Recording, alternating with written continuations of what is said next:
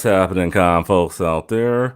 Broadcasting live to you and yours. Once again, it's your boy. Yes, Matt, it's your boy. Too tall for you, fool. Hey, we're the boys. You're one of the Yeah, boys. You're a yeah, boy. yeah. Done. Yes. Don't. Yeah, I heard that latest episode of the Dead Drop. Um, yes, I am back with my boys. Yes, back with my boys once again. First we have the interpreter of the games industry, the prophet of playable material, and your professor of time preservation, the host of the Dead Drop podcast, Matthew Bliss. Hello. How we all doing? And of course, my main man, the F man, OVG, RView Gaming, whatever you want to call him. He's my best friend. Finest Wow. abs. Oh, wow, man. They got the tears flowing now. Okay. Hey, bud. How's it going? Matt, I mean, you're in this too. I mean, Yeah, I feel like I'm third wheeling here. yeah, I mean, we can bring someone else in. Who's out there? Who's watching right now? Who's hey, it's watching? Who's fine. listening? Shoot me a I'll chat. go find my own boy to hang out with and share love with. Was It's it? fine. Do you guys Don't watch The even- Boys Uh, on Amazon? not necessarily, no. Yeah, has season 3 started yet? Or is that coming soon? I don't think yet. I think it's gonna start like next week. I think I'm looking forward to it. Good. It's a fun little romp. If you like superpowers and weird sex with goats and blowing off Excessive each other's amounts of heads. gore. Yeah. Yeah. It actually, just to be cautious to our viewers that may be of a certain age, it gets pretty rough at some points. Yeah. In fact, in the first 10 minutes of the first episode, I think it really hits that point very quickly. Yeah, they let With you being know apt. very much what the show's about, very, very much from the beginning. But yeah, still enjoy. I laugh out loud when watching that show. So Yeah, All right. it's very good for that. All right, guys, everybody, everyone out there, thank you for watching. Our viewers, listeners, thank you for listening. We're available on any platform that you are watching us or listening to us on. Whatever platform you're on, though, we'd appreciate if you'd click that like button, subscribe. Definitely come back if you like what you're hearing or watching. So that being said, we also do have a Patreon. Links to our Patreon will be in the show notes if you want to donate. And you can also email us, gameandwatchpodcast@gmail.com. We will read your emails over air. For those of you that are watching, we'll do a Q&A with any chat, anything questions you have regarding the show at the end of the show if we have anyone that comes in the chat tonight. And with that being said, I believe that is it. Oh yeah, and That's then all from the game. Oh, okay. Let's go. no. Oh yeah, and then one other thing. If you want to follow us on any of our social media platforms, all the links to all that, along with our show notes for all the articles used in today's episode, will be there. So definitely just check us out personally or as a whole. With that being said, before we get started on today's icebreaker, just want to say condolences to any families out there who've lost anyone over the past few weeks through these senseless acts of violence in our country. Our country being the United States, just devastates me every time turning on the news, hearing about one of these things. It's just very sad. So I just wanted to get that off my chest here this evening. Condolences are with you, from everyone here at the Game and Watch podcast. And from All right. everyone around the world as well. Like I've seen the coverage of the Texas shooting, the what we're talking about, and like even coming from a country that has gun control laws that most Americans I think probably want, we still feel the pain that you guys are feeling. So yeah. Looking out for you guys. Thank you. It means a lot. All right, with that out of the way, how's y'all's week's been? What are you playing? Anyone want to go first? yeah, No. I'll take. Oh, okay. Yeah. You go. Go for it, man. Yeah. No. So I've been playing Ollie Ollie World. I've been back on that grind. But yeah. Yeah. Nope.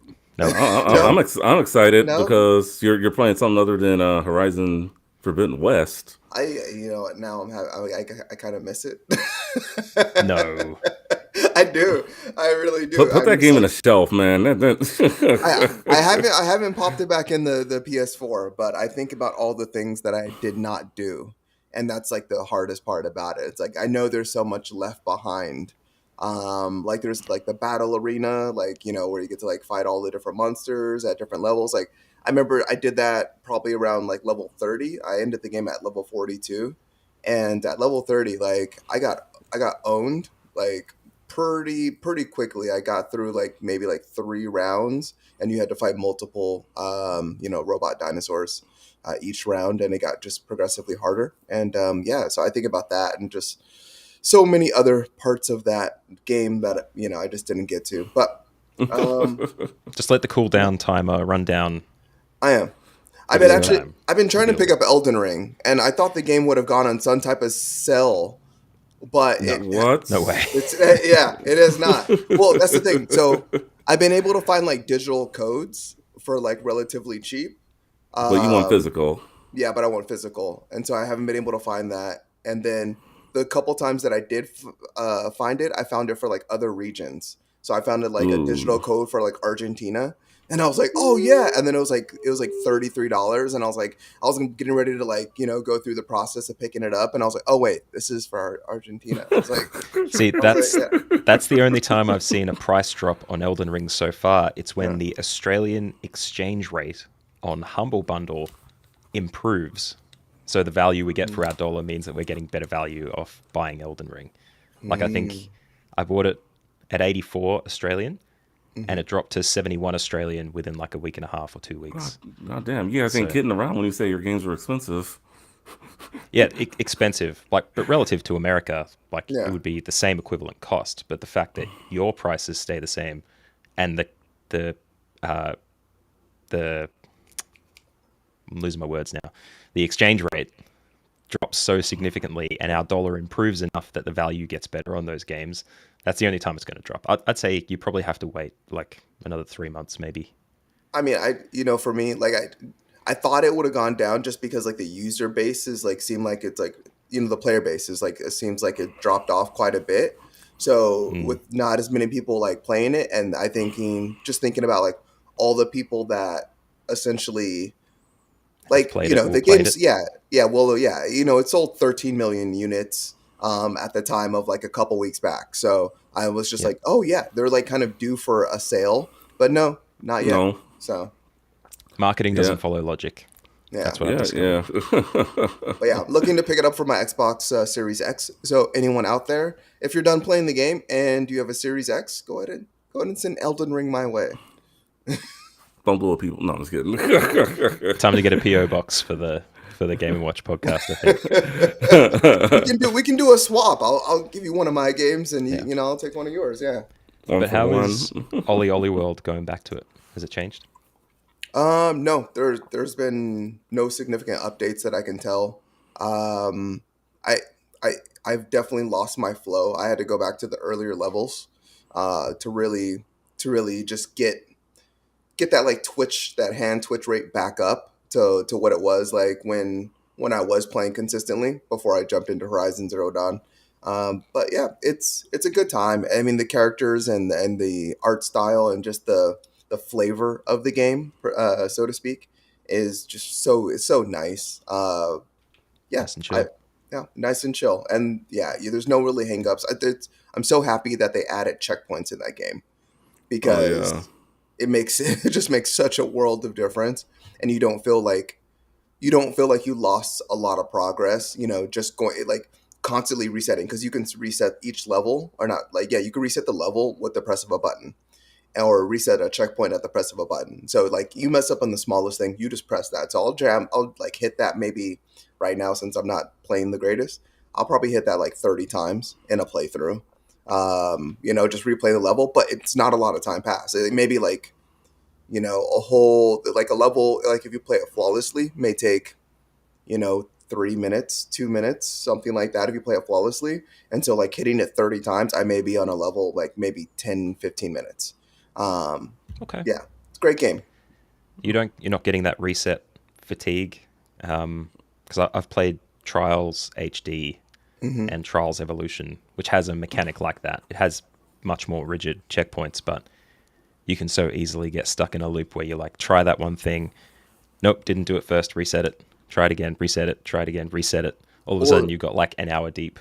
It is no, definitely just because 15 minutes for you. yeah, no, because the thing is, like, you can mess up and like beat the level. Like you can go through the level and like beat the level. It's just like if you want to do like the all those extras, like getting high score, like That's the stuff getting that gets you, the yeah, like perfectionist. hitting the balloons, like hitting all the balloons in the Yeah. level, or like there's like ones where it's like grime the entire level, so you like don't touch the floor, and it's like all the extra stuff that causes you to reset. But you can beat the level. Like I like if I wanted to beat the game like already, like I could have beat the game. But yeah, it's very much like you said, that perfectionist like thing where you're just like, okay, I already know I can beat the level, but like I want to do everything on the level so I can get that hat. So I can get a T-shirt, so I can get a new deck of so I can get a new pair of pants, and it's all cosmetic. And that's like kind of the good part and bad part about it. If I see something I really don't want or don't like, I'm like, oh, I have a boy character right now, so I don't need to get that skirt. Even though sometimes like I may throw a skirt on him because like there's no stop gates in terms of like gender and what you can dress your character in. But yeah, just a really fun game. So Ollie Ollie World, go play it. Ollie That's Ollie my World, you play, guys play get it. Nice. All two right, thumbs up. I don't have any sounds ratings. good. It's not a Sounds skating good. pun, so that's okay. Yeah. 2 thumbs up is fine. How about you guys? Matt, you want to go? Sure. On the What have you subject of been chill, playing? I've been diving through Power Wash Simulator a little bit because I've been a bit busy the last couple of weeks. We had a guest stay over from Ireland for a bit, Fun. so I've been relocated. Yeah, it was really good to have them around. It just meant that I didn't have as much access to my computer as I would normally. So opted for some chill out time. Jumped into Power Wash Simulator for a bit, and they added three new special levels where you do a gnome fountain. What else is it? A train. There was another one too. Can't quite recall, but I know they took like 4 to 5 hours each. So that was a lot of Okay. chill time, a lot of power washing. But a couple of nights ago, I picked up an old game. I think it came out 2013. Her Story, Her story. which came out to much acclaim. It's won a lot of awards. The basic premises of it is that you're in front of a very old computer, like CRT monitor days, and you're given a bunch of police recorded footage of interviews of a woman, and you need to find out why you've got this footage. But essentially, it's a deduction, solve the crime kind of thing. I But the think mechanic of I the think I've game, heard of it. I think I know what yeah, you're talking about. you definitely would have. If I Yeah. flashed the game front cover at you, you'd probably recognize it. Oh, Ah, getting some sound there too. It has a yeah, great soundtrack, by the yeah, way. yeah. The music you heard there is just a taste. The way that they use music and really mild gaming transitions to progress the story and give you those feels that you get when you get little bits of the story. It's really great. But the whole mechanic is that you don't have access to all the footage.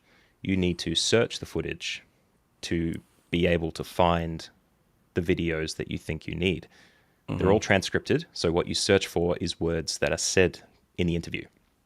And so you Wow. search for a couple of words, you find little bits of footage, you find out more words you could search, more relevant facts about the case. And as you discover more and more of these videos become available to you, to the point where there are some videos that progress the story a little bit and other things happen on that simulated computer space than you'd normally expect. And the story was very compelling, but the game mechanic drew me in like I didn't think it would. You know, if you can imagine, if you've been a worker at any point doing data entry, you wouldn't think that entering words to search for videos and watching them is as compelling as I'm making it sound. But it is. And it's on Game Pass at the moment. So if Yeah, anyone's I see looking that to as one of give it a go. the. Yeah, I did see that as one of the Game Pass entries because I was like, her story looks familiar. Then I'm looking at the footage, just like, That's it. Yeah. Yeah, And really pretty interesting interesting. thing as well, because I did a bit of post reading after I finished the game. What the director did to get the footage looking like that is not, in game filters or anything. The footage was run through two VCRs after being recorded, so that it could get the degradation and the that old video cassette look to it, which was really Of the mid interesting. '90s. Yeah, like you'd recorded something off the TV, so it Yeah. looks exactly like that. It was really interesting. The other Yeah, that's part, pretty awesome. Yeah. other part is that he made another game, the director, called Telling Lies, which does not follow on from that story. Has a very similar premise though, but with four people instead. And I'm looking to target that one next. And if Okay. you watched the movie Upgrade, the main actor from that is in that particular game. And he's a really good actor, so I want to check him out. But yeah, Power Wash Simulator and Her Story. That's what I've been tackling this week. So before I explain what I've been playing, have you played LA Noir, Matt? I have not, but I understand what it is, Yeah. I think you would like the that game. hilarity, the memes. Yeah. I'm over all of it. Yep. Okay. Yeah. I think you'd really like that game if you gave it a try. It's a bit well, it's been remastered, so That's one of just those games that gets ruined because people talk yeah. about how weird it is too much. Like press X to distrust, and then you see the face that's Yeah. It's a little bit of like like there's this, reading people, so it's like because yeah, but like the there's first time I played it, I was like, this is awesome. The second time when I played it remastered, I was like, I'm okay. I think it's a game that existed and was innovative for its time, but we've come too far graphically, even though they remastered it, to Yeah. be enthralled by the idea that you can have four different reactions from each character, but they just have to be over exaggerated, like Yeah. questioning. And then just in the GPS system in that game sucks. I understand it was the 1940s, but They didn't have GPSs back then. I yeah, guess they can so get away with whatever they want. yeah, it was pretty bad. Well, I mean, for me, just transitioned to a new work schedule, so really just hadn't had a whole lot of time to play a whole lot this week. Only had really one day off this week, but I jumped back into Wild Guns Reloaded. Fun game, just a fun shooter game. Just sometimes come home from work after hop out of the shower, just do that. And they have a beginner mode in it too, so I can die as many times as I want. It's just like, do I really feel like finishing this game? Yeah, no, maybe not, or maybe just do like a level or something. Sometimes like if I get home late, I just want to play something, before I turn in for the night or whatever. So, played a little bit of that, and then I also dipped into Super Mario Maker 2. I was watching a YouTube video of one of the creators. He recreated Super Mario World. So I was trying to go through like some of what he did just to see like what it was like. And so far he reinvented some of those levels pretty good. Like he combined a few levels and I thought that was like pretty awesome. Like there's Is so there many still so much is there still a strong Mario Maker 2 community? Because I know that they felt a bit duped when they made the I upgrade. think I think so. I mean, I think there's still like a lot of levels you can play on there. I know Hmm. Ted is a big player of that game. He likes to do like those speed runs through some of those levels. But I mean, me, I'm more of a casual guy when it comes to it. But if you have like an awesome level, I'll definitely check it out. It's should definitely be on every Switch user's collection, in my opinion. It's such a great game. So I was playing a little bit of that this morning actually, and I also picked up Ninja Saviors: Return of the Warriors. Uh, I don't know. I think I just got the retro itch right now. So It's a good time for it. Not much yeah, AAA coming just not yet, not not but right now. But let's get into what you can save on, and it's that time of year. I think it came a little early this year. Days of Play sale has started, and I know there's a lot on sale, a lot to buy. So let's see if you with the controllers are about $75, so you can save about $15 on there. And they have a whole list of games that are on sale. And anything, Finest, you're a big PlayStation guy. Anything here that you'd want to look to pick up? Let's see. So yeah, there probably is. I really haven't checked out the sale yet. So I mean, I do need a new PlayStation 4 controller, but I mean, there's none. There's not. They're not on sale, from what I can tell. Other than that, I mean, yeah, there's. I don't know. There's quite a few games here, but for There's honestly, tons. probably, yeah, I know, but I have like my most important games. Like, is there anything that I like have to pick up from this list? No, because I either have it on PlayStation Plus, like I have a ton of these games from PlayStation Plus already, or I've bought them outright already, or I just don't really, I really don't care. But like, I have Assassin's Creed Odyssey, I have Assassin's Creed Valhalla, I have Batman Arkham Knight. I have uh, several Call of Duties. I don't even know which. I have Black Ops Cold War. I have Cyberpunk 2077. I have Diablo 2 Resurrected. Final Fantasy 7 I just have so many of these games. Like any of the big games that I would be interested in, I already have, or I have it available to me because I picked it up on a PlayStation Plus. So does this sale really speak to me? No, not really. It's not made for me. Let me test you. Let me give you a little Yeah. test. Little testy What's going test. on? Tiny Tina's Wonderlands Next Level Edition. Ooh, I don't have Tiny Tina's yet. he got you there. Okay. Outer Wilds. I do have Outer Wilds. Okay, very good. Put that on your list to play because that's an excellent one. Make sure you do not have Need for Speed Heat because that is terrible. It was okay, man. Come on, man. It was all right. Any Need for Speed game after Criterion picked them up, forget about it. You're such a hater, Matt. Come on, man. We Yeah, gotta I'm do a it. We gotta do a purist. we gotta do Razor. a roundtable on Need Black- for Speed, man. Blacklist. The Blacklist. I'm a Blacklist purist. I'm sorry. That is the only most wanted that I will accept. All right, so I have a list here right now through Target. I'm just gonna go through some of these prices real quick. Controller $59.99. That's $15 off. The Sony Pulse 3D gaming headset $89.99. $10 off. The Last of Us Part 2 $20. Ratchet and Clank for the PS5 $40. Spider-Man you can get for $20. Sackboy $30.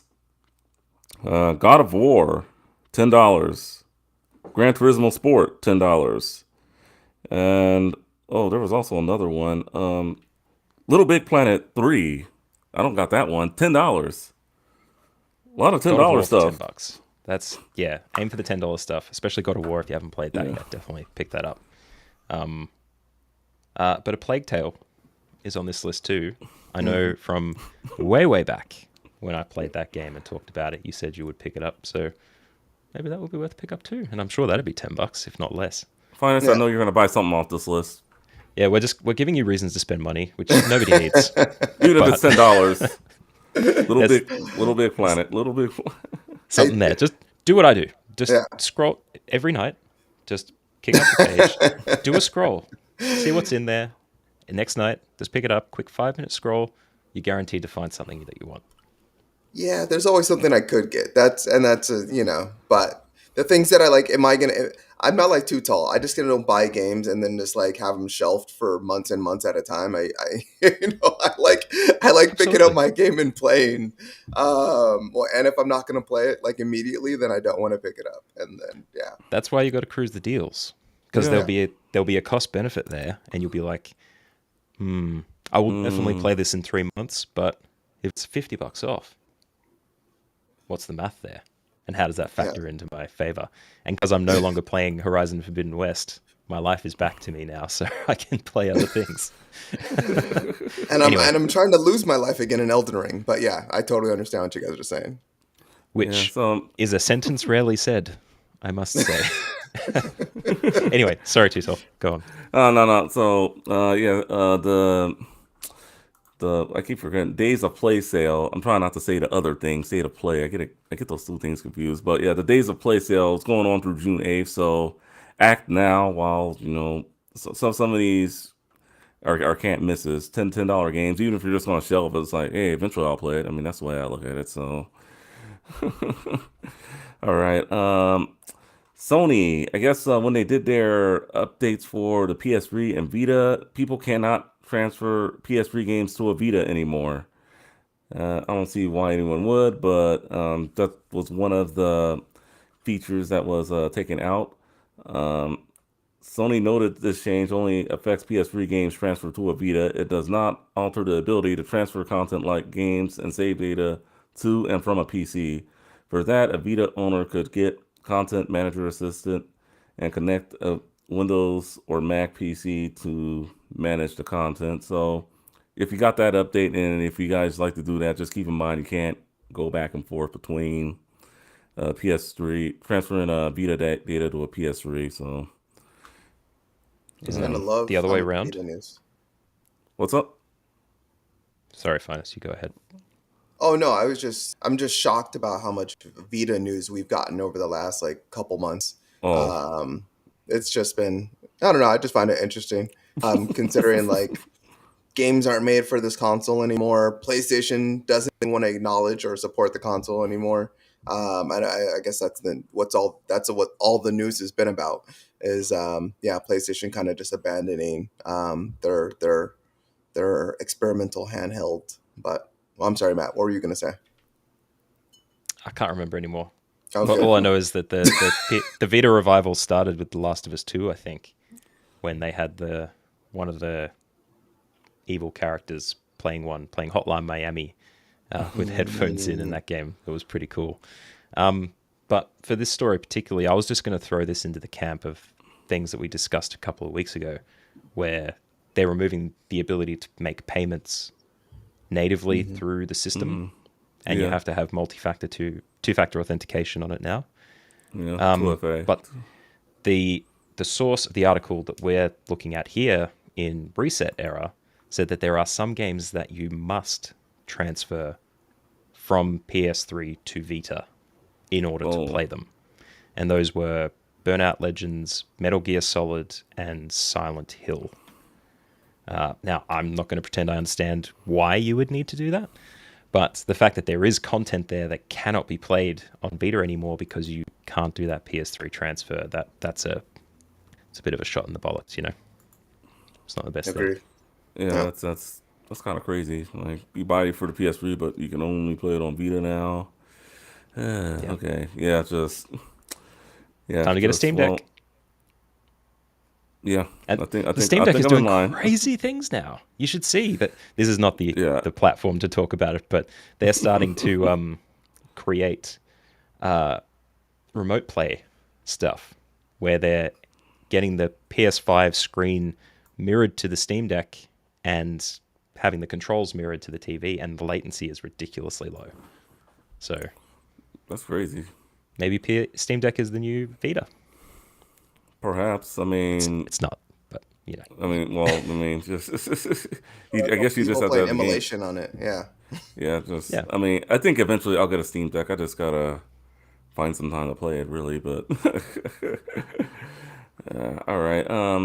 More Sony news. This show is actually kind of Sony heavy today. That's why I wore my jacket.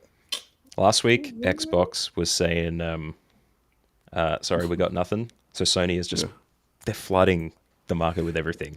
I Yeah. think So they're really trying to capitalize. another Sony story. I guess they have opted to go with the PAL versions of the PS1 games for their new PlayStation Plus service, and um, yeah. With that being said, it's just why are they going with the PAL versions? They did this for the PS1 Classic already for some of the games, not all of them. But if you hacked it, you could see that you could change it to NTSC. But I don't think anyone's going to be able to hack this service.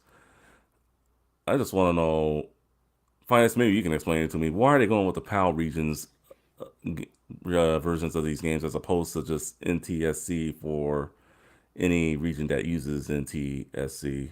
Well, I mean, I would say my first thought in this, just thinking about this, is it released first in the PAL regions, like it released in Asia, it released in Japan, of course, yeah, Europe, Australia. So in terms of the United States, it's coming out 3 weeks later. We don't know what we're gonna get. It's gonna come out. It hasn't come out here yet.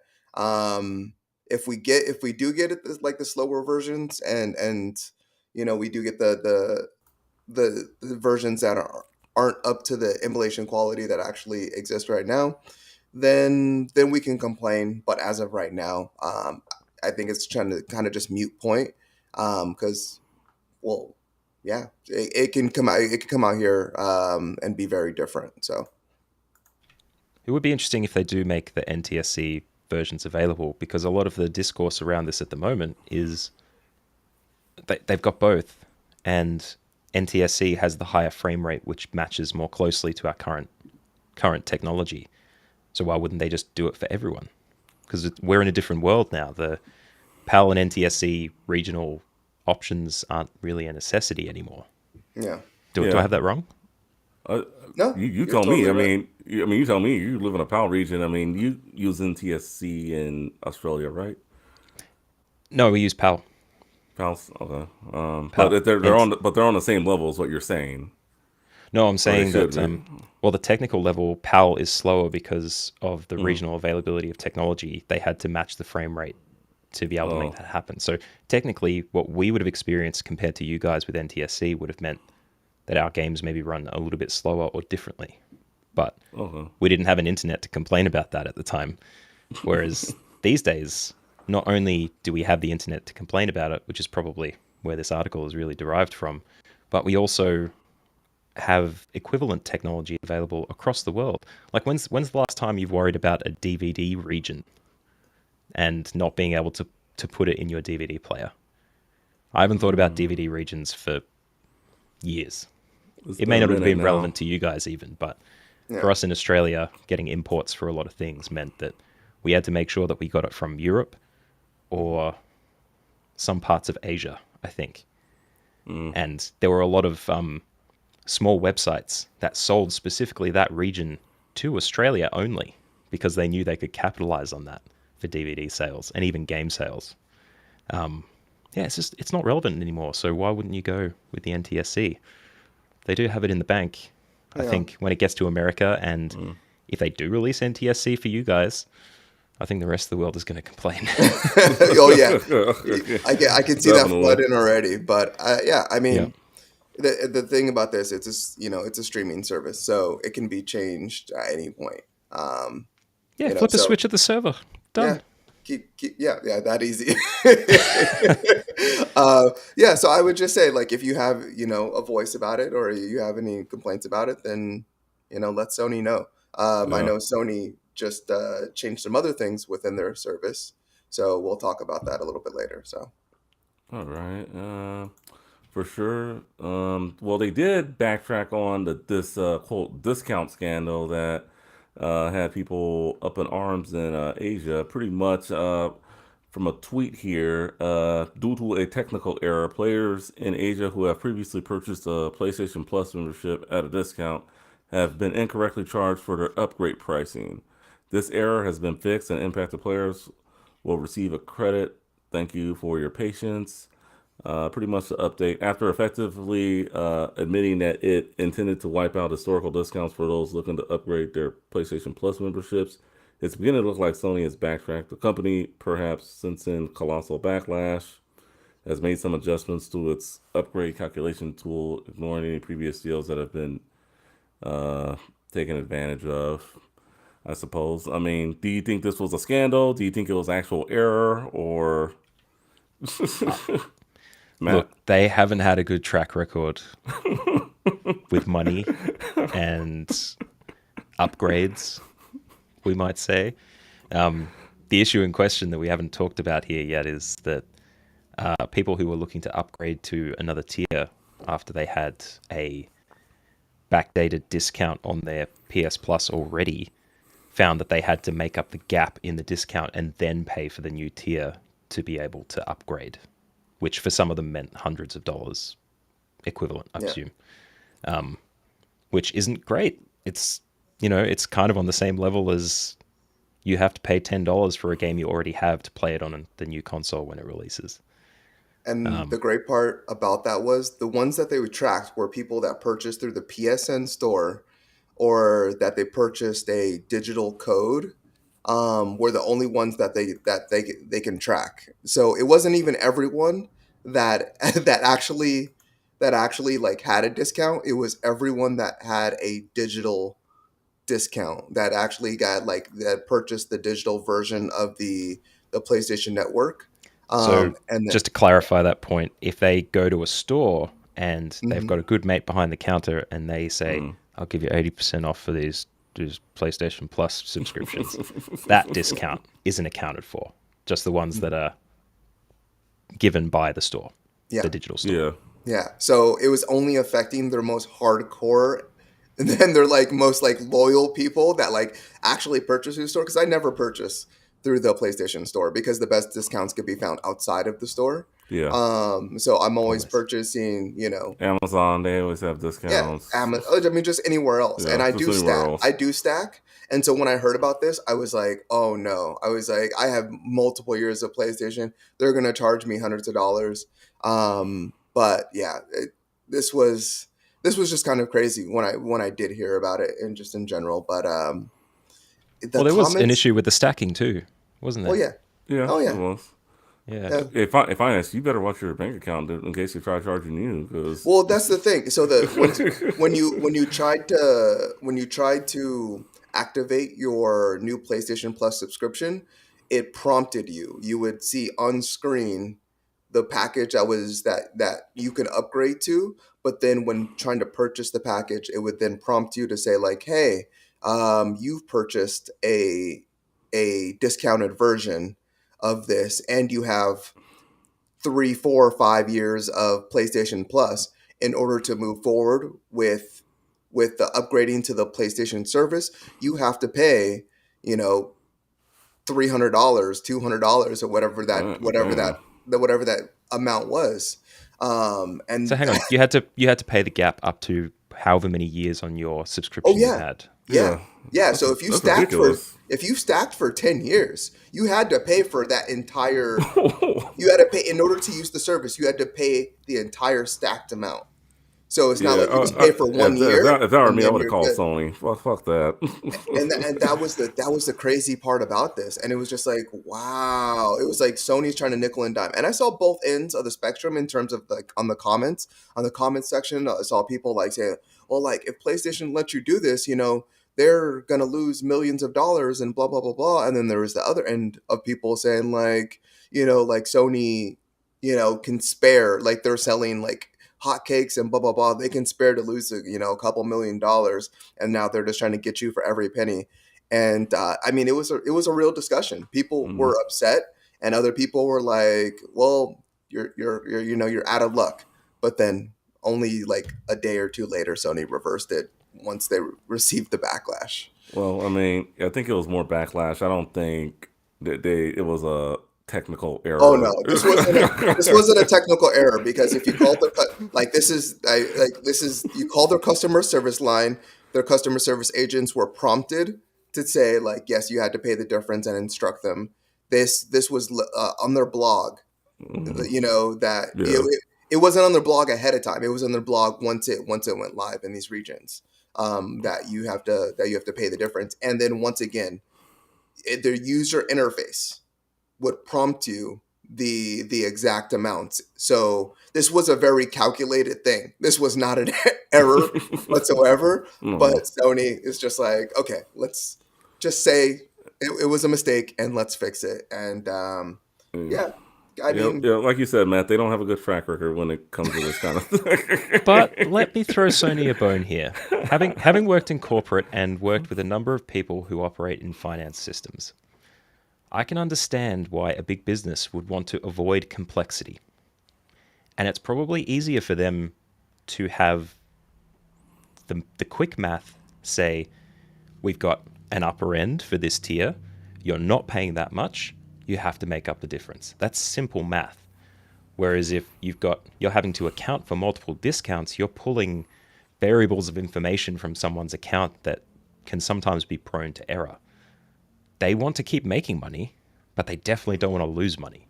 So there may be an error level of transaction with that extra complexity that may have made them want to just put it out there and see what happens, and then, oh, whoops, sorry, error. We'll get a few people on it and we'll fix it. And Regardless of this, I'm sorry. Continue. just going to say the phased rollout is probably something that would have been precipitated by this too. Don't do the whole planet. Just impact one continent, and then you'll fix it on the way through. And America will be last, of course, because you guys are rabid, aren't you? Yeah, we're loud. We're very loud and angry people. But no, it's just this entire rollout has just been just a mess. This whole PlayStation Plus upgrade system and the communication has just been horrible throughout. And I think that's the biggest part, and the why gamers at this point are like very angry just about PlayStation and the money and so far in the games. Like, we were supposed to have 700 games announced. We don't have that. We were supposed to, the whole tier system was a mess in just communicating that and just like what these tiers are and what they're going to include. And then we figured out stacking. We're like, oh yeah, and they said they would honor it if you have PlayStation Now and you have PlayStation Plus, we'll upgrade you to the premium service right off the bat. And then everyone started stacking, and then they reversed on that. They're like, oh no more stacking. We're gonna block you. No one can renew their memberships. So they canceled membership renewal. People still can't renew their memberships. If this hasn't rolled out, which it only hasn't rolled out in the United States at this point, I believe. You cannot renew your membership if you bought multiple PlayStation Now memberships or PlayStation Plus memberships to stack them. So people are sitting on those, and then to go from that into them not communicating that, hey, we're going to have you pay the difference. If you purchased at a discount, you're going to have to pay the difference for everything that, every year that you purchased is, man, it's a bad look. And it's just a real bad look. But here we are. I appreciate PlayStation giving us something to talk about. Show me someone these days. Show me a subscription service these days that has no unhappy people. Everyone's got something to complain about. Yeah. Even with the supposedly the best one out there, but we'll talk about that a little later. So tease, yes, Netflix? tease. No, I was talking about gaming, not Netflix. There are no happy users with Netflix right now. They're tanking, man. They're talking about job losses. That's what's going to happen. Yeah, they've had layoffs and everything. All right, so I guess Sly Cooper. When's the last Sly Cooper game came out? About 10 years ago. Apparently, is it coming back? It's been hinted at, according to last year, Xbox Era podcast host Nick Baker revealed that, according to their source, there is in fact a new Sly Cooper game on the way.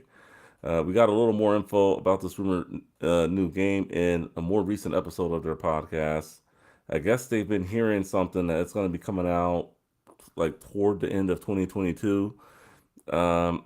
Is Sly Cooper a franchise you guys would like to see back in Sony's catalog? They didn't have one for the PlayStation 4. They didn't even remaster any of those games. So the last one was on PS3. Matt, do you ever play any Sly Cooper games? I did not, but I hear about it a lot. I think Sly Cooper is on the same level as Blinks the Time Cat and, not Jack and Daxter, Knack. There's a fan base strong enough that is happy to speculate about these game franchises enough that there may be a game, but then is still happy to shit on it later. It's like the Call of Duty cycle, right? So I've heard about Sly Cooper. That's about all that I've got to say about it. Finest, I know if one comes out. Finest, I know you've had it on your PS3, right? I think. Yeah. I've had all the Sly Coopers. I would say it's a little bit stronger than Blinks the Time Cat. But I'd put it above that one. I cannot agree or disagree. Convince me. But yeah, no, I mean, I don't know what to really tell you except like if you go on like the PlayStation Reddit, for like retro games and stuff like that, like you'll you'll definitely hear like about a fan base. Once again, just loud people that Hmm. potentially want this game to come back. I think it fell short. The gameplay I felt was like relatively a lot smoother than maybe some of those initial games. Like if you're talking about like your platformers like Spyro and Crash Bandicoot. Crash Bandicoot was a little bit different because that was like Mm. more Gex of like a 3D. runner. Oh yeah, that was more. Yeah. Oh yeah. Gex 3D. Yeah, that takes me back. Oh my gosh. But yeah, no, the gameplay was relatively smooth. I think it was one of the higher end games. I just don't think maybe aesthetically it captured people. And then I think the other aspect to that was I don't think it just got the press that it needed in order to be like one of those big hit and big major franchises within the PlayStation ecosystem. But I think for the people that did play it, I think they really did enjoy it, and yeah, I think it deserves a reboot. I mean, long as they can do right by the history of it, Yeah. um, they don't stray too far. But it was a funny game. It was a lot of fun, and yeah, I would like to see it come back personally. Yeah, I never played it on my PS3. I mean, I still have my PS3 right now, so if I do see any of the games at a gaming convention or whatnot, I definitely will pick it up. Definitely for the right price. I mean, it kind of sucks that it didn't make it to the PS4. So like you said, finance, maybe it wasn't advertised well enough for it to be strong push for the PS4. I mean, that was Sony's decision at the end of the day, so we will never know. But I mean, the gameplay footage I've seen from all these games, and from what I've heard from you and other people, I've heard these games were great. So Yeah, I would love to see it come back. yeah, they Segue were all time. Definitely. relatively good. Yeah. Oh, what's up? Segue. Blip, blip, blip, blip, blip. Sorry, we're in virtual call mode here. Segue time. Does the new Sly Cooper, be announced as a PSVR 2 game? Okay. Let's get into No. it. It will. Well, speaking of the PSVR 2, it will have over 20 launch games. And Finance, I know you're a big 3D guy. I'll let you take it away from here because I know you're all over the PSVR 2. You I know. don't even have a PlayStation 5. What do you Oh yeah. mean? I He's mean, you busy can. writing fanfic about, those 110 resolution screens and what are those Yeah, other aspects? exactly. Yeah, I mean the specs on it are sounding pretty good. People are still very much a little bit torn about that wire Oh yeah, the that this wire. headset is potentially going to have one wire. I think when I read about this article, from VGC, I think the two things that hit me the most is why are they talking about the games? Like they've only recently shown the actual headset itself. They given us specs in a blog post, or no, the Mark Cerny presentation. They gave specs and then they elaborated on those specs in a blog post. But that's the only thing we've really heard about PlayStation VR. And now we're talking about that launch. There's going to be over 20 games. So in terms of just like marketing and the way a marketing cycle typically works, um, the drip feed of content and the way it's being presented tells me that this is coming out very soon, Hmm. that we Yep. are going to get hit with this very, very soon. So And sooner than you September think. is what people were talking about. yeah, we're talking about this year, which was actually one of my predictions, I think, last year or maybe the beginning of this year. the the So, the PSVR 2 would come out in 2022. yeah, Yep, that yeah. was Okay. it. And then the other aspect to this is the game is the headset is going to have 20 games at launch, and I think that's a little deceptive or very scary because At the launch. At launch. well, Yeah, yeah, think about this. well no, just the thing is, look at the games. The PlayStation VR already has such a library of VR games. Why is there only going to be 20 games at launch is one way I think about it. But the other aspect to that, I'm just like, okay, they probably mean there's only going to be like 20 new games. Like there's going to be like 20 new games for you to experience at launch.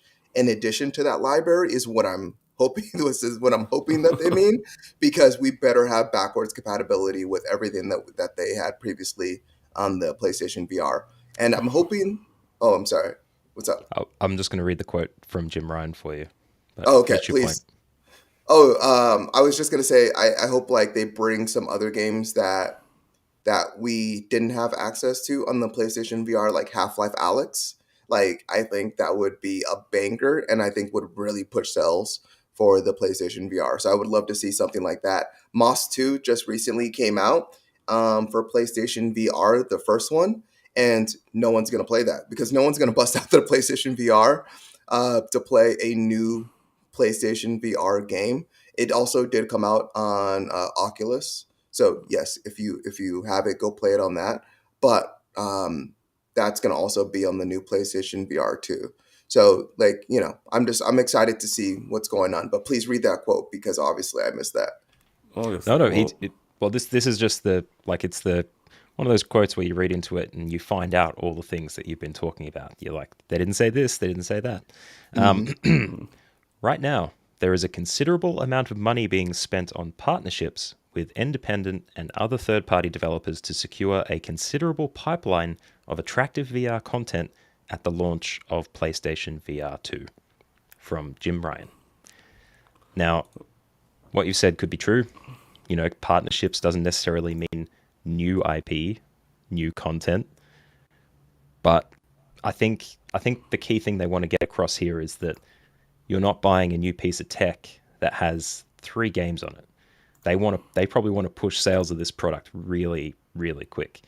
And because there's a back catalog of games that will hopefully be backwards compatible with this unit as well, which I think they better have be. said, then they just want to make sure that there's enough there, because that's been a problem with VR before. It hasn't. They expected it to shoot right up because it was so innovative and immersive, but it didn't do that. It was kind of middling for a long time, and that was mostly because of the games. I think they were on the rails experiences, and there wasn't much gameplay to be had. But they've talked about the Guerrilla Games Horizon Forbidden West thing that they've got rolling. That, in addition to being able to say that there's at least 20 things that you will have the opportunity to play on this new device, maybe that just means that the games can be in whatever state or released at whatever time they like, because you're going to be able to enjoy the 4K HDR units over your eyes, get the 120 hertz refresh rate, and get that inside-out tracking to be, more accurate than those Move controllers that you had for 10 years. Like that might be the stuff that they're resting on and trying to find a balance for. But look, you're absolutely right. It could be Horizon Call of the Mountain and 19 other games that have already come out. Like, we just don't know. Yeah, I think the important part is, very much what you said in terms of middling. Yeah, like the fidelity necessarily wasn't there in these games, and the hardware just wasn't as powerful as it needed to be, and it really did tear people, like in terms of like people said like, oh, I'm never doing VR again because of their experiences, because it made them sick, it made them nauseous. It Well, if was they played Wipeout, they uncomfortable. probably. Oh, sorry. I was saying if they played Wipeout, it probably made them sick. See, Wipeout didn't make me sick though. I totally had fun like doing my loopy loops in the headset. But I did get sick in other games. And that's the thing. There's definitely a VR tolerance that you build. So the more you're in the headset, the more of that tolerance you build, and you're very much able to hang within those games more. So the really the key part of that is just reduction of that sick, that uneasy feeling, and that that feeling from being like kind of disconnected from your movement to what you're actually doing, and really allowing your mind to feel like it's at ease within the system, um, is So going to be an important part. should that be the byline of this product? A product Yeah. so good you'll want to play to build up your VR tolerance, or Tolerance. whatever you put it. Oh, Get No, VR drunk I with the don't think that's gonna PSVR sell. 2. they could have did that with the last one. Yeah. And my last point is just they have to be games. Matt, like you said, a lot of them were on rails. They were, and a lot of them still are. They need to be actual games, and like Astrobot Rescue Mission, and I talked about um, Half-Life Alyx. Like Moss, like though they have to be games like that. They just can't be they could be experiences. They could have experiences, but in order to really sell this headset to people, people are gonna want games this time around. It was great. We got a taste of it. We got experiences. I got dunked in a shark tank and had the shark swim around me 1,000 times and try to eat me out of my cage. That was great. Cool. I've experienced that. But now I want to actually be engaged and involved in these worlds. And I want to be able to do things and save people in a 3D world that's immersive. You know, if I'm paying X amount for this headset, I think the PlayStation VR started at 400. So if I'm paying $400 for this headset, that needs to be the case. You have to bring Yeah. the games. Yeah, they are gonna have to bring it, especially with the PS5 already costing $500, and no one can find it. Yeah, it's just if it's gonna be that much, you got to put out some good quality, finished, ready games for it. Alien Isolation VR. That'd be awesome. They do an Yeah, actual, instead of the mod, which apparently the shooting is horrible, but do a proper mod of that. That'll Yeah. get you in. I wouldn't You'll, be able to do it. I'd play it'll be 30 full seconds and immersion. quit. Instead of people having to throw buckets of water on you to get that immersion, you will literally poo your pants because of that experience. That's what I've been told anyway. Yeah, and it's supposed to have eye tracking in this one supposedly. So well, they haven't announced that part yet. So I'm Oh curious to see. god. All I yeah. thought of was ad targeting when you said that. I'm sure Ad that'll be one targeting, feature. ad Yeah. targeting, eye You targeting. can't look away from the ad. That's All what right. I'm hearing. Yeah. So, I mean, so we brought up Netflix earlier, how they tanking, but apparently they're going to be getting Horizon series for Netflix and God of War series for Amazon and a Gran Turismo show. Now, the first two sound great. Gran Turismo, how do you make a show about a race? Well, I guess they're going to add people to it, I guess. And Let me help you. yes. Have you seen a very popular movie franchise called Oh yeah. Cars? Oh yeah. Cars, Need for Speed. I guess. Okay, I guess. No, I'm trying to make a joke about anthropomorphizing, the Nissan Skyline in a Gran Turismo TV Yeah. show. It wouldn't work. Yeah. But there's capacity there. Like Mm-hmm. people have an appetite for really weird, unusual car-based programs. Mm-hmm. Fast and Furious Fast and the is Furious. That's a great one. they've layered things on top of those cars to the point where it's not even about the cars really anymore. But I think it's stopped being about the cars since like the fifth or sixth film. And I'm a big fan of that franchise. So yeah, yeah, me too. it's a it definitely went in a different direction. But Jaguar yeah, Drift Grant. number one. So I think so my understanding, and I don't have the article here, but I think they've since then corrected that they're not doing necessarily a Gran Turismo TV show. But I would have to fact check that. But in terms of they've already had, this isn't PlayStation's first attempt at a show. Mhm. They had a show in the past that was, I believe it was for Gran Turismo. It was at least a car show where they would have people, like regular, like your average people, compete in simulation races on the Gran Turismo game, Mhm. and then those people, based on who won, they actually got to drive real life race cars, and some of them actually flourished and actually became, real life race car drivers. And there was a show about that. So for the winner, they got to actually compete in, I don't know if it was the Indy 500 or what type of, I don't know if they were doing F1 or NASCAR or what. But this isn't their first foray into shows. And then yeah, that show wasn't wildly successful. But I believe you could have watched it on the PlayStation View, if you guys remember that show. Yeah, it was That that a that that that service. that service. And Service. Yeah. then yeah, and then I think they're going to do a Gran Turismo movie, I think is what the So correction I heard. I've done Okay. some fact checking for you. Thank you. I found jalopnik.com, which has reported that it was originally said to be a TV show, that they have then, that Deadline barged in with conflicting reports that it's not a TV show but a movie, and that Neil Blomkamp has been brought in as the director. Okay. That would make more Not- sense, a movie as opposed to TV shows. I mean, I at feel the least to me. opposite. Neil Blomkamp, though, like we're talking about the guy who was going to do the Halo movie, Elysium, District 9. Like he's out there. I love District 9. Yeah. Yeah, like the story is incredibly unusual. He's good at doing kind of gore horror stuff.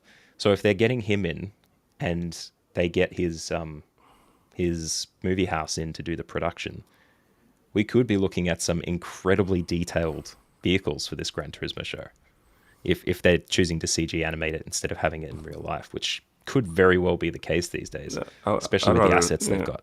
Yeah, I'd like to see a CGI if they're going to do like a car like show or movie. You know what I want to see though? I want to see Initial D, but not as a show that laughs at itself a little bit. They already have the anime. Isn't that enough for you? Dude, that's like Dragon Ball Z, but for cars. I want to see a show that takes itself seriously. Like, I don't want to have a whole episode be one guy turning a corner and reacting and hearing his thoughts and heavy breathing while the guy behind him also breathes heavy and does exactly the same thing in his car. Not to say I didn't enjoy that. Sorry, But I'd DBZ like fans. sorry. I remember Initial D just being like the most popular thing in the arcade. Like I remember when that came out, like that was one of the last games I saw at the arcade. That was like, dude, when the Toyota it game. 86 came out, I wanted that because of Initial D. But then everybody did too, so then I kind of changed my mind. Any thoughts on God of War or God of War? Horizon? God of War. I think it makes more sense. I think that will actually be really good, especially if not so much with Sony, but other video games can be series like The Witcher. My wife loves that show on Netflix, The Witcher. Well, this is where the studios are going to come in and the production, I think, because the fact that God of War is under Amazon, I think, is a great thing. Because seeing the Lord of the Rings stuff, they're clearly willing to throw so much money behind a property that they think will be successful, even if it's all wasted. Yeah. So God of War, I think is going to do great, regardless of if it's on Amazon or Netflix. But it looks like Amazon. I saw reports of Dave Bautista tweeting about potentially being Kratos. So if there's any truth behind that, I'm already not a fan. Like, wait, what's wrong with Bautista? Bautista is a great actor. He is. He's a pretty good actor, in my opinion. But he's too short. And I don't agree. I don't agree with the first comment, and I do totally agree with the second one. Yes, I don't think he's a great actor. But that's Have just you my seen opinion. Stuber? Stuber? No, that's a very long drawn reference. Kumail Nanjiani is an Uber driver that drives him around because he got glasses, basically, as a police officer. It sounds like some of his best work. But I don't know. But you're not a fan of Bautista? Okay, I mean, that's me. All right, and then what about Horizon Forbidden West? Do you think or Horizon Zero Dawn, or I guess we're just going to call it Horizon, going to Netflix? You think that'll work? Aloy's Adventure. Who knows what it could be? But I've got a feeling it's going to be animated. I think they're going to animate it like the Witcher special episode that came out. That was good. The prequel. Yep. Yeah. Because they're an animation house now. That's where a lot of their good stuff lies. They've had success with Castlevania. They had that Witcher special movie as well. I reckon it's going to be animated. Yeah, they do. They did League of Legends, Arcane. So they're totally our animation house, and so many great animations there. I would prefer that because once again, I just been on Twitter. It's not like I'm on Twitter a lot, but I have been, I guess, recently. And there's been, as soon as they announced this, I saw a lot of back and forth about who Aloy could be. And I didn't agree with anyone's casting decisions myself. I'd rather have a nobody. Give me a nobody. Oh, please. I have one. I have one that I think will be perfect. And shout out to the podcast Assemble, which is the blokes on that podcast I know very well. In an Instagram story from them, they postulated that it could be Rose Leslie, who played Ygritte on Game of Thrones. She was also in Downton Abbey. I'll share the the Instagram image with you guys after the show, and you can add it to the show notes. Check the show notes, people, and you'll see what I mean. I think for Rose sure. Leslie I already gets know who you're incredibly talking close. about because I love Game of Thrones. Yeah, Egret. Yeah, but I think that's almost too on the nose for me because when I saw Ingrid in Game of Thrones, I was just like, oh, it's Aloy. I said that like 3-4 years ago when I saw the show. I was like, oh, it's Aloy, That's and they wouldn't even have to they wouldn't have to change anything about her. They put her in the exact same outfit from Game of Thrones, and she already had braids. I mean, she's Aloy. I mean, so. Like I said, I'd rather have a nobody. Give me someone I haven't seen before so I can kind of disassociate. Because if I see, Ingrid from or Egret from Game of Thrones, then I'm going to see Egret in Horizon, and I just don't want that. So Then the last question I'll postulate to you is Lance Reddick voiced a character from Horizon, and he's a popular actor already. Do you think they get him? Do you know who I'm talking about, by the way? If it's animated, perhaps. let's see. I probably do. I just don't know the name offhand. I'll try to be less spoilery. But here's the bloke you find halfway through Zero Dawn that tells you about the history of the planet who's been hunting you down. Silence. Yeah. Yeah, that's the guy. Yeah. So when I see him, I see Lance Reddick. Yes. Oh Yeah. Yeah, and that really also takes me out of the immersion also. Really?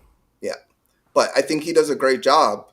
That I'm not taking away from him in his acting in Horizon Zero Dawn. But yes, when I see him, I do see Lance, and that kind of, it pulls me out of it a little bit. But I knew him in Horizon before I knew him as an actor. So You never watched Fringe? No, I never watched Fringe. I know of the show. Must watch. He's also the concierge of the hotel in New York in the John Wick series. All right. Charon. Mm-hmm. Yeah, I already know. I know who you're talking about. Yeah, I just didn't even put that together. There you go. I'm that guy who sits there going, "Oh, he was in that thing." Oh yeah. I do that through everything I watch. I'm really bad for it. All right. So next week or this week, whenever you're listening or watching the rerun of this podcast, State of Play coming Thursday, June 2nd, and it is expected to be 30 minutes. It's going to be at 3 p.m. Pacific Daylight Time or 6 p.m. Eastern Daylight Time.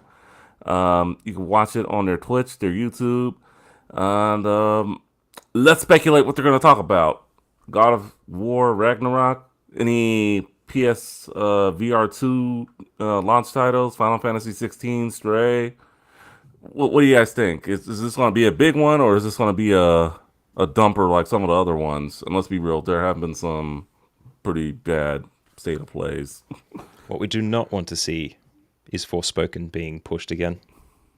I can't see it happening, but this would be a good chance for them to do it if they were going to. I do want to see Stray though, because that was announced last year, I think, and the fact that it was announced and we've heard nothing about it, and it was so close to Ghostwire Tokyo, I think it just kind of got forgotten about. I want to play as walking kitties through Tokyo doing dystopian cat things. I want to see that. Stray would be good. Yeah, Stray. That was a weird trailer. So yeah, it'd be nice to see a little bit more about that. You guys just ain't cat people. I'm sorry. Love kitties. Don't you like cats? I'm just kidding. I mean, we're more dog people, but I mean, I have nothing against cats. But there will be dogs in that game. They will be bad people though. They'll be bad guys. There's a reason why Monster Hunter added dogs to their games. Destiny 2 did too, actually. I saw a news article of that today that Destiny 2 has added a dog pat emote, and they're donating the proceeds made by that emote to charity. Oh well, that's actually a game I could pick up for Days of Play. They discounted last season at least, so the Witch Queen expansion. So it's still going for like $28 or maybe $32, which I'm like, damn man, drop drop that. but Live service, fella. yeah, Yep. yeah, I know. I've already spent too much money on that game, so. Oh Um, yeah. but yeah, no, there's some there's some games that they could really dive into for this state of play. I think, yeah, like you said already, Final Fantasy 16, I think is going to be a big one. I think they Hmm. could also mention some Final Fantasy 7 stuff. Um, Perhaps. yeah, I think the Cyberpunk story DLC might get a mention as well. That rocketed into the news this week after hackers jumped into the latest, or one of the latest Cyberpunk updates, and pulled the entire script of that story update that should be coming next year, I think they said. So they might want to get on the front foot with that and talk about that DLC, perhaps. Cyberpunk is still a good game. I Yeah. will say that Yeah, as well. yeah, it is. Worth a I play. think for me, I think we will definitely hear something about Stray. It is coming out soon in like July or something I heard. So I think we will be seeing some gameplay of that. God of War. I mean, j- I the more reports I'm reading, the more I'm believing that it will come out this year. So who knows? Maybe we'll get some kind of release date or something. 11/11/22. Telling you, people are saying September. It's coming out. It's gonna take over. It's gonna take over Starfield. Starfield State. Yep, they're gonna You know push what it I back think? just for that reason. Ragnarok is going to get released sooner than you expect. August. I still think August. I'd be very surprised if it's before September that that game gets released. But I mean, You guys know. You guys listening. August. Quote me. all right, finest things November. I think if it does come out this year, it will be either September or October. Matt is thinking August. Okay. Yep. Makes sense. All right. All right. But there could be some indie stuff that gets announced here too. It's a good time for Yeah. indie, Yeah. I think. So Yeah, I mean, I can see PlayStation relying heavily on their third party this year. I mean, they have God of War. Do we really see anything else from them this year? I don't know. I really don't know. We'll just have to wait and see. I mean, The look we've on already had the a banger year. Oh, I could see a new game from Kojima. Like I can see him announcing a new game. You know, well, that's not apparently Death Death Stranding Stranding 2. 2. Yeah, that might be a Yeah. thing, but it probably isn't. I wouldn't put my money on Kojima doing anything. He's too unpredictable. All right. So that's enough with the Sony heavy news. We probably should have just did this episode just dedicated to Sony because they seem to Just- dominate the news this week. Very quickly before we move on, there's one that you missed that came out, admittedly, not that you missed it deliberately, but they have apparently pledged to sell more PS5 consoles in the run-up to 2024 than PS4 consoles historically. Oh yeah, I've read it. I think early this morning. I think it was a late article. Yep, they made that yeah. pledge. So maybe PSVR 2 would be more accessible to people if the PlayStation consoles become more available as well.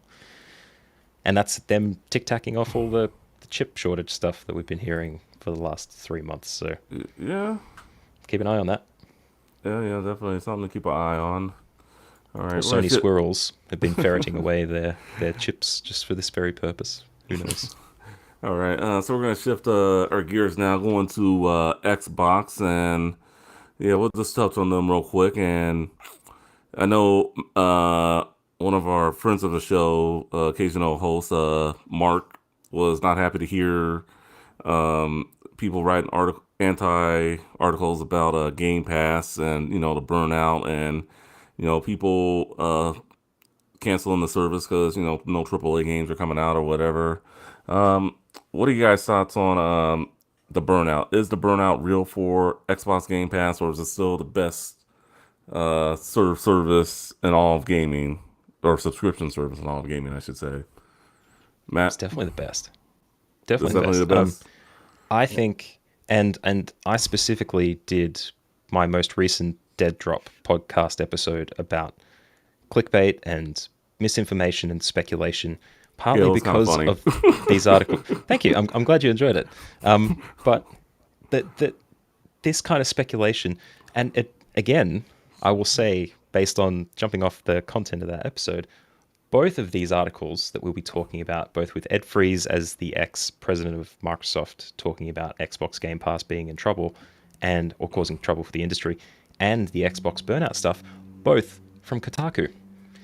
But I don't think there's burnout at all. I think people need to understand what the choice is that they're making when they go into these subscription services. And if people are moving out en masse because they only want to play AAA games, that's not burnout.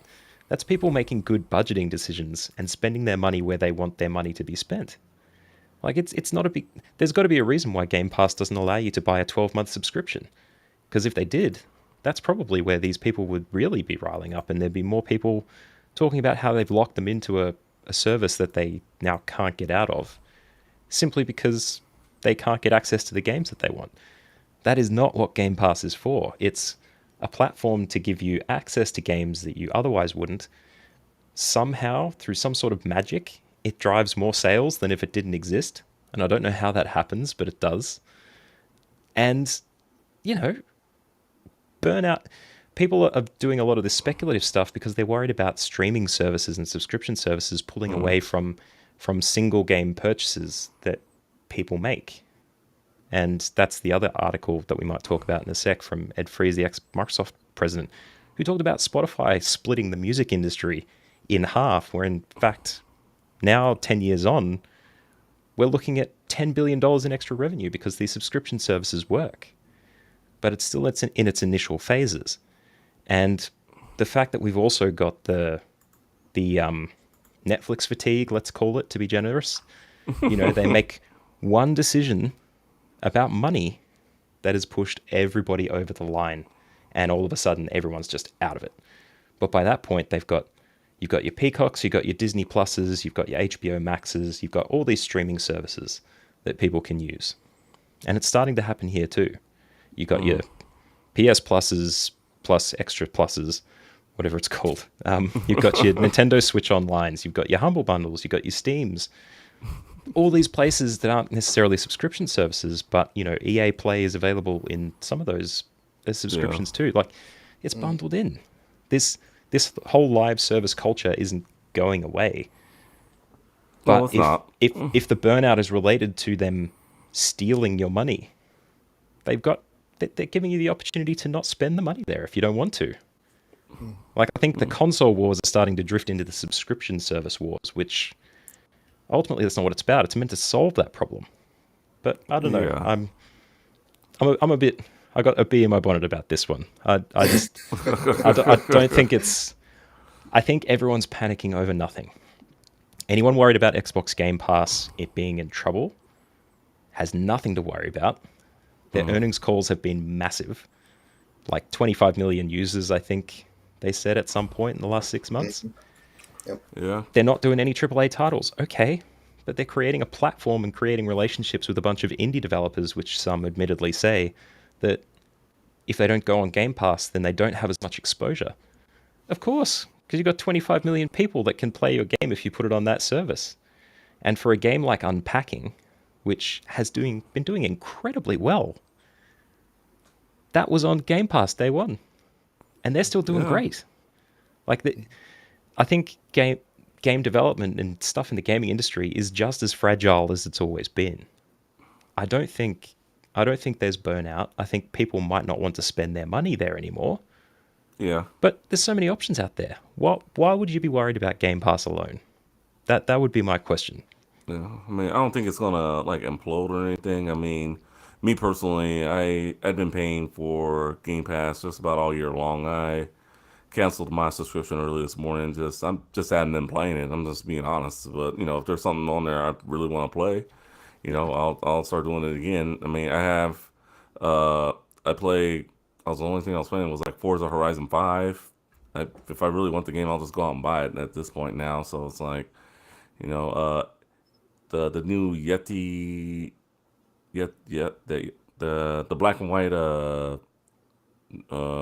Trek to Yomi? Trek to Yomi. Okay. Yeah. That was a game I was playing also, and it was all right, but I don't think I want to finish it. But hey, I'm glad I had the opportunity to play it through Game Pass. So Yeah.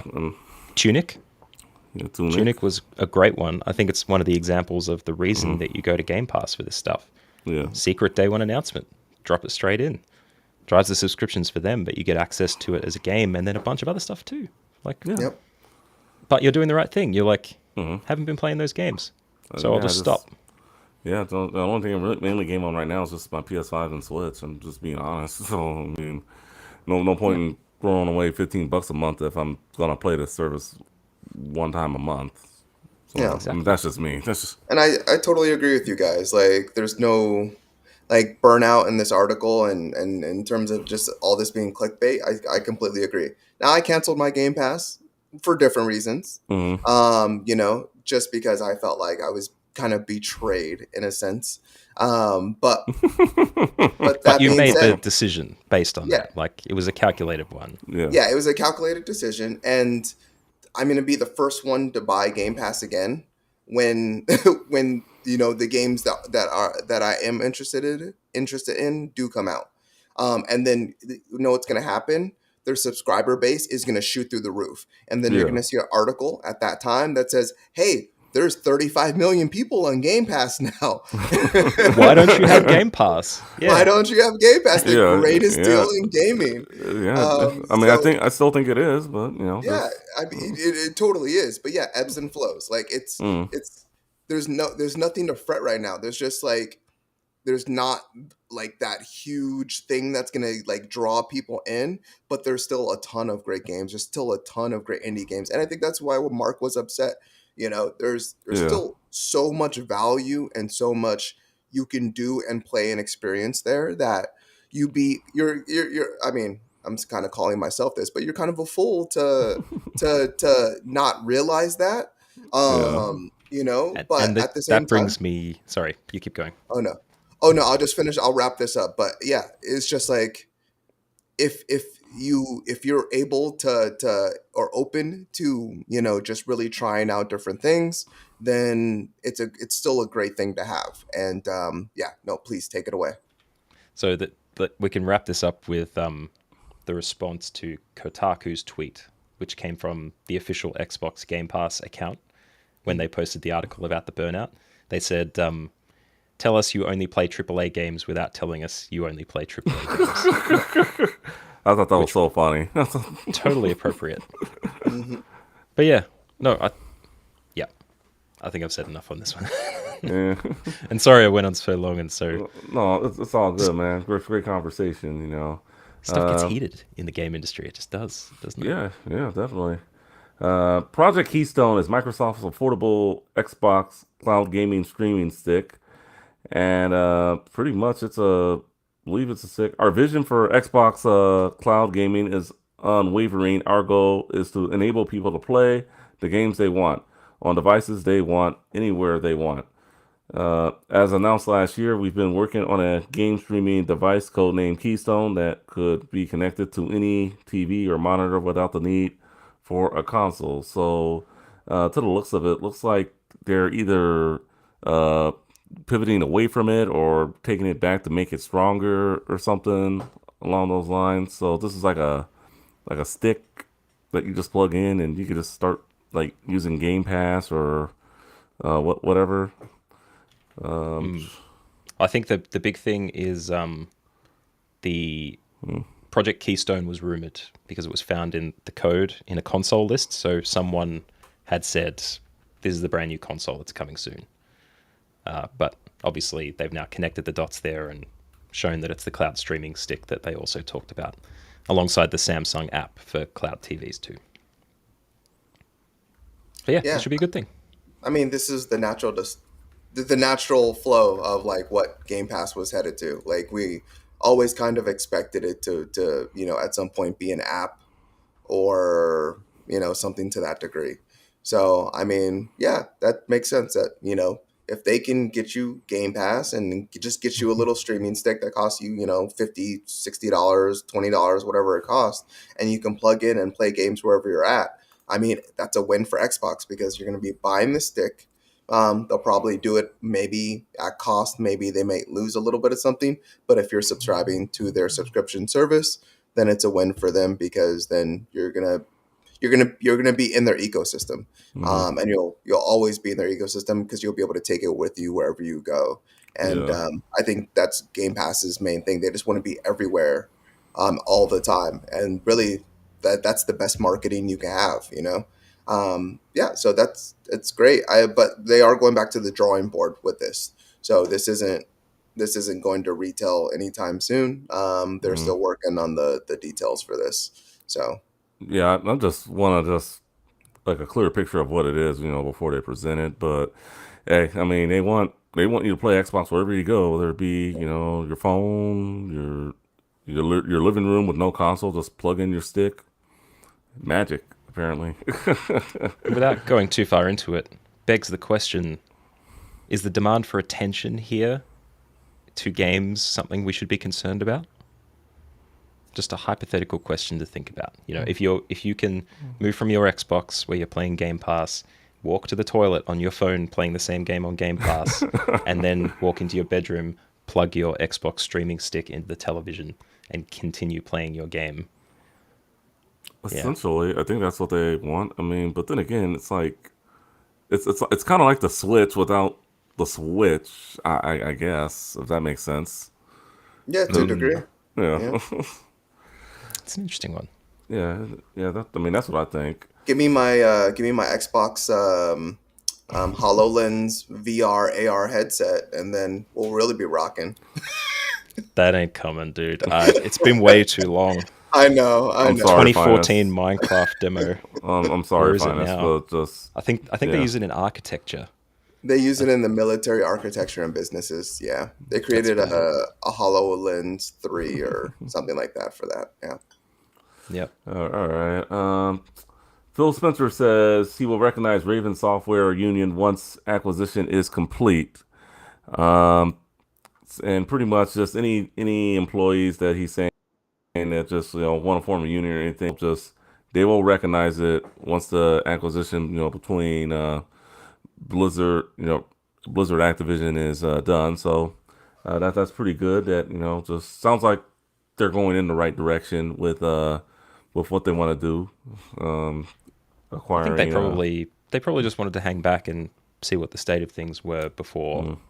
Mm, If their employees en masse said no union for us, and they said we'll support a union, maybe Activision Blizzard wouldn't be as happy to go to Microsoft, which is of course impossible. There's no way that conversation would happen. Do you actually have the quote for this? Because I mean, I heard the quote earlier today, and the quote was actually pretty awesome. All right. Um, Yeah, I have the quote right here. Let me read it. okay. Once the deal closes, we would absolutely support employees' organizations that's in place. He told employees, "We think it is a right of employees and something that can be part of a relationship between a company and people who work at the company." So I think that's pretty cool. He's pretty much not saying that, hey, it's going to be this way and this way only. I mean, you know, I think some of these studios are still going to be, independent, just under the Xbox banner, if that makes sense. Well, they're not saying yes or no, right? They're just going, good on you. Great. It's That nothing was the quote you specific. were Yeah, looking for, right? That was a, it is, but it's not the full quote. uh, The part that I found really great was the beginning part of it, where it said, Linda Norman and I have been spending a lot of time educating myself on unions, Spencer said. We absolutely support employees' right to unionize and form unions. So that was just the aspect that, like, am I okay?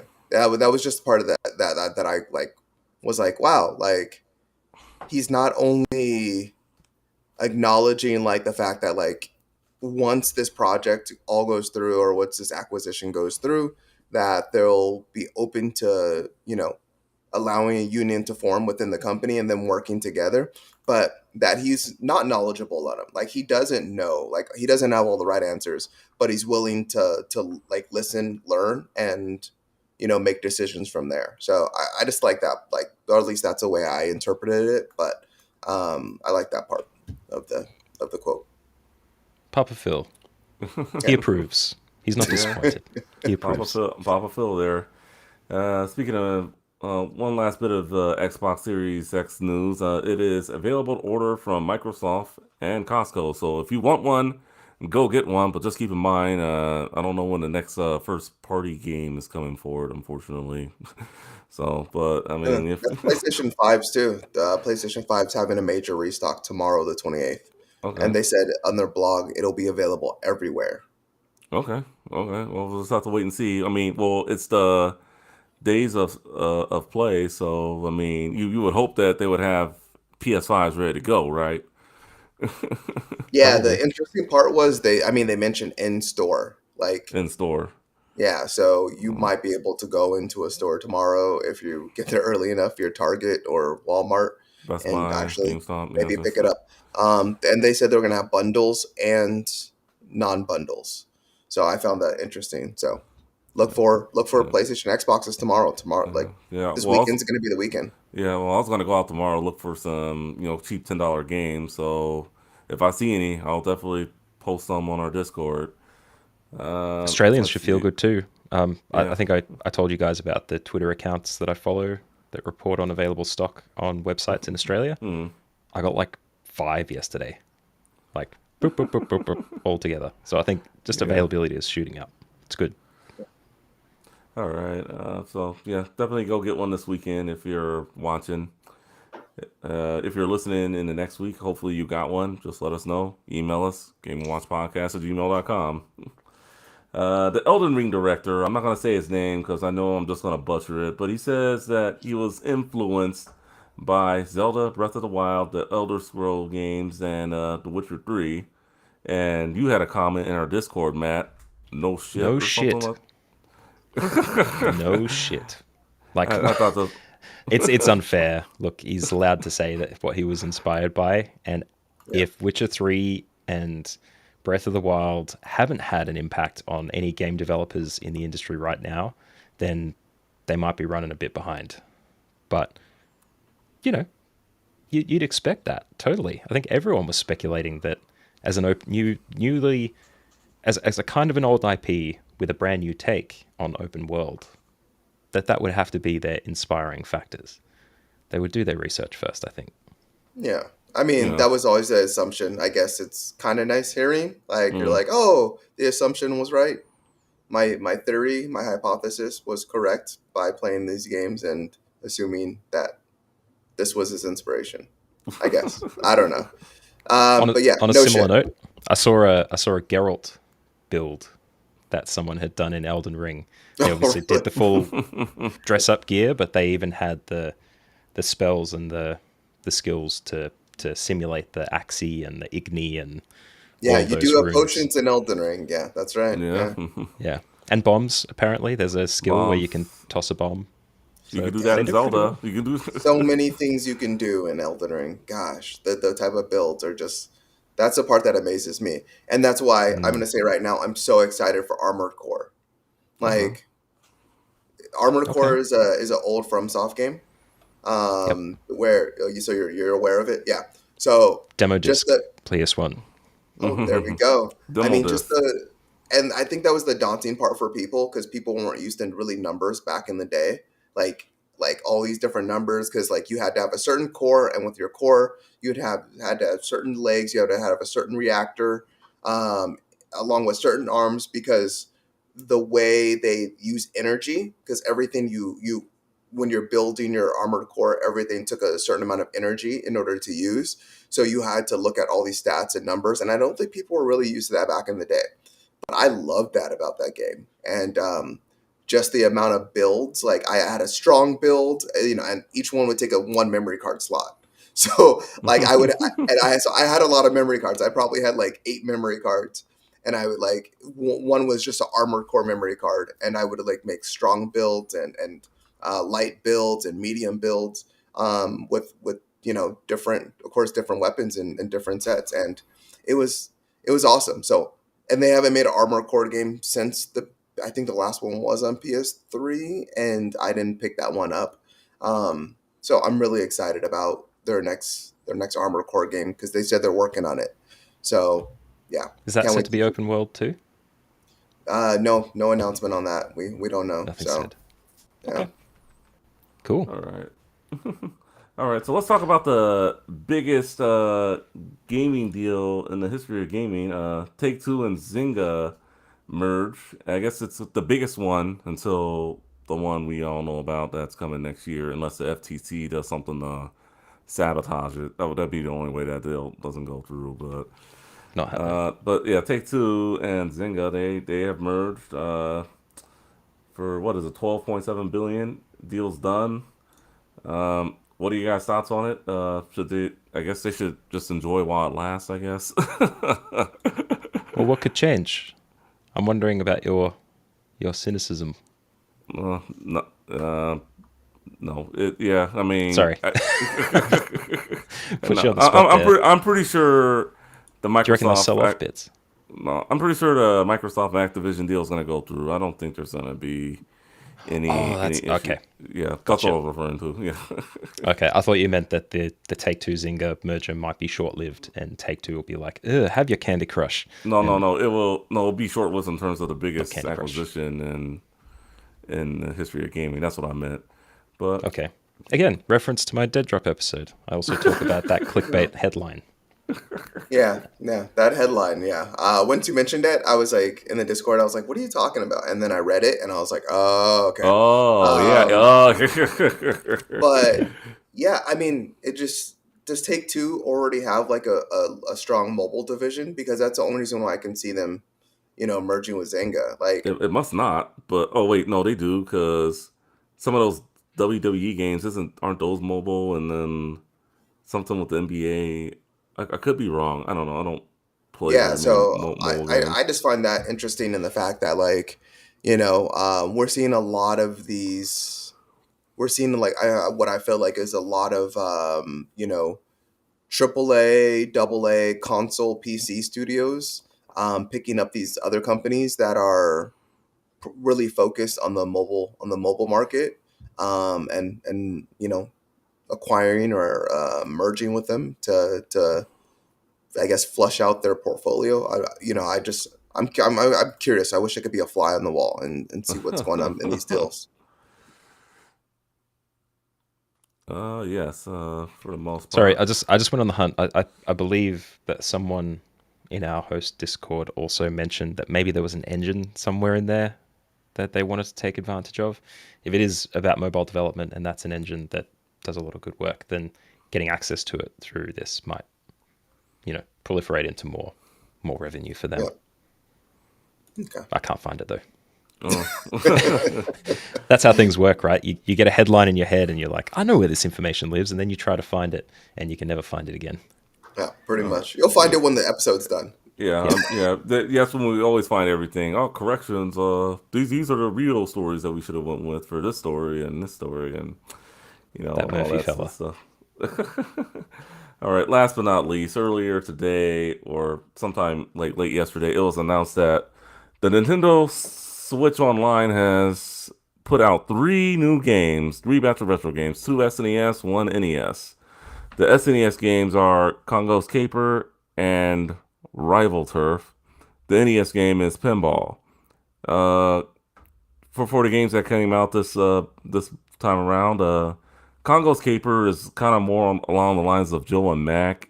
The developer is Data East, so I mean it looks kind of similar to that. And then Rival Turf, I do remember this game. I actually do remember the corny cover art for it, but it was like looks like kind of a crappy beat 'em up if you ask me. If you guys watch what Nintendo put out for it, and then Pinball is actually it's a pretty interesting game. Mario makes an appearance. I think he was still known as Jumpman at the time, but I know what people are asking when it comes to this. When is Nintendo going to make a deal with Square so we can get Super Mario RPG on there? Mario RPG, Mario RPG. If you look at all the comments, where's Mario RPG? At least for the Super Nintendo side of things. I think the NES they've kind of already given up. But I don't think these are bad games. I mean, I've never like actually played them. I just like I've just seen like the previews of them, but they don't look too bad. Um, so I mean, should people just keep bug in Nintendo for Mario RPG, and then after that, what will it be? Or should they just play these games, shut up, and just be happy with what Nintendo's feeding them? Matt? Is anybody happy with what Nintendo is feeding people? Sorry, that's such a backhanded question. Look, Square Enix isn't going to let go of something like that. Like, they're centralizing it on Tokyo and this Japanese property. I doubt they'll. Maybe you'll get a cloud streaming version. Yeah, well, I mean, I just think, like, if they do give us Mario RPG, and then it's just going to be, what about Chrono Trigger? What about this game? What about, like...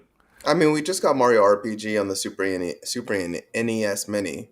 Yeah. So, I mean, if you really want to play, that's the best way to play it right now. But, yeah, these games are trash. I mean, not talking about the developers of the games, but the offering is trash. I is how I really feel. But, yeah, it is what it is. I guess more games, the better, but... I mean, it's good to see they haven't forgotten about the NES and SNES, line of services. But I mean, I think hopefully in early June, and June is almost here, we get a direct. They announce Game Boy, Game Boy Color, Game Boy Advance games, and people I think will just forget about just offerings, like the ones we just got yesterday with Congo's Caper, Pinball, and Rival Turf. Just don't pray that Nintendo has learned from Game Pass. Like, I think you're starting to fall into that mindset that the Game Pass definitely does, where they will dip off for a bit and then all of a sudden, bam, you've got Deathloop, all this really good stuff. Nintendo, I mean, I could be wrong here. Again, I'm not the Nintendo expert, but they don't follow a cadence that you can fit into a pattern. Right? They kind of just do stuff when they want to. Absolutely not. Like, so I mean, looping it back to the question that we dealt with the Xbox Game Pass stuff before. Would you continue your Nintendo Switch Online subscription, knowing that this is what has come out more recently? Well, he doesn't have a choice. He paid for a year. I paid for a year, so they've locked you in. I don't pay for that. Yeah, with the Nintendo Switch, I pay yearly for that, so I don't pay monthly for that, so it wouldn't be worth it if I was paying monthly. I can tell you that right now. I withdraw the question. All right. Any more comments on these games before we go to the release rundown? Nope. Other than what are they? No. Okay, so the release rundown. One more game coming out in the month of May. You got Snow Runner, which is already out for multiple consoles, coming to the PS5, Xbox Series X and S. That's May 31st. June 1st, we got Silt, and that's coming to everything. PS5, PS4, Xbox Series X and S, Xbox One, Switch, and the PC. June 2nd, you got 3 games. You got Card Shark coming to Switch and PC. Card Shark actually looks like a really good game. It was showcased at the Nindies Direct. Pretty interesting. Diablo Immortal, also coming out June 2nd, iOS and Android. Gigapocalypse coming into the PS4, Xbox One, and Switch.